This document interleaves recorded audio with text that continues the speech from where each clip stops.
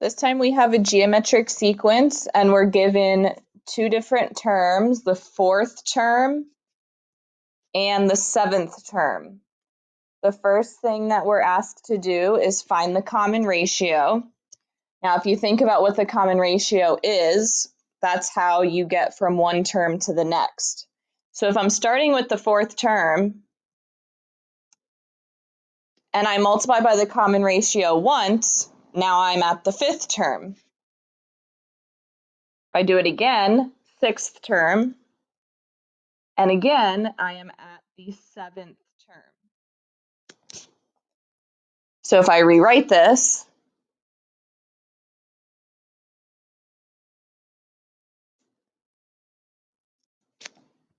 the fourth and the seventh term are 3 spots away from each other, which means you're multiplying by the common ratio 3 times to get from the fourth to the seventh. Now, I know the fourth term and I know the seventh term, which means I can plug those in.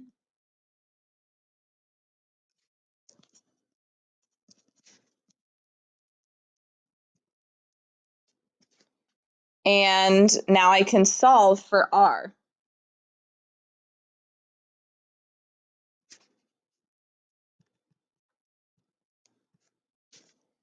Start by dividing by negative 1.56.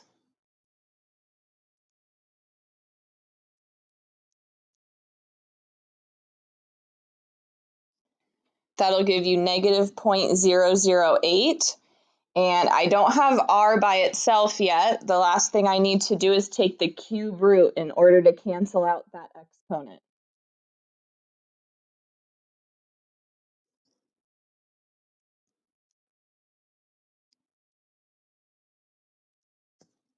So we have a common ratio of negative 0.2. That means to get from one term to the next, we're multiplying by negative 0.2. The next part is asking us for term 0. Now, we know our common ratio and we know 2 of our terms. Remember, one of your explicit formulas contains the 0 term.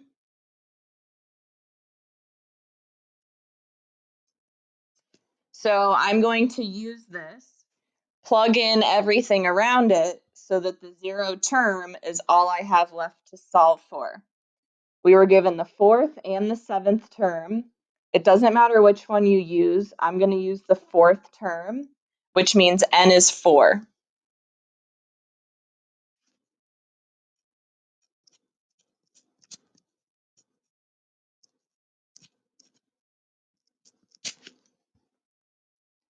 And again, we know our fourth term, so I'm going to put in negative 1.56.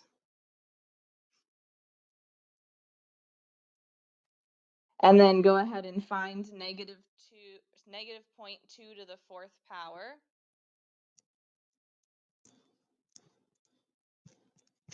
That equals a positive number because we're raising a negative to an even exponent.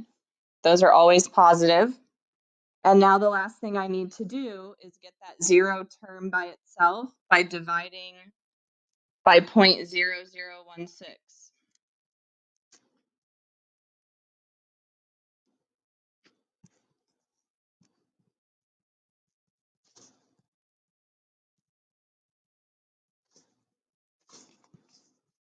So our 0 term is negative 975.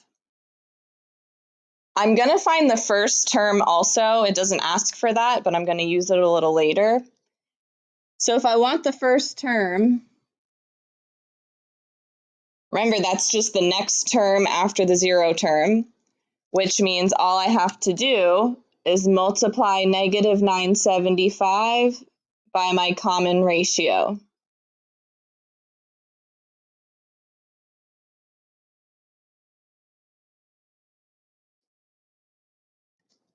So we get that term 0 is negative 975 and term 1 is positive 195. I'm going to use that a little later. The next part of the question is asking me for the recursive formula. The recursive formula is pretty simple. It's just taking the previous term and multiplying by the common ratio. We know our common ratio.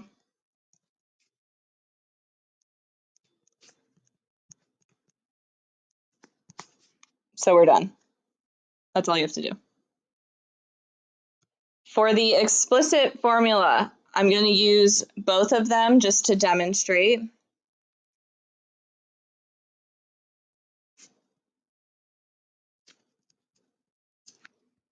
The problem asked me to find the zero term, so you can use that to find the explicit formula, but I'm also going to show you how to use term 1, which is why I found it earlier. The zero term was negative 975. Our ratio is negative 0.2. And that's one version of your explicit formula. The other way that you can write it is using term 1 instead of term 0.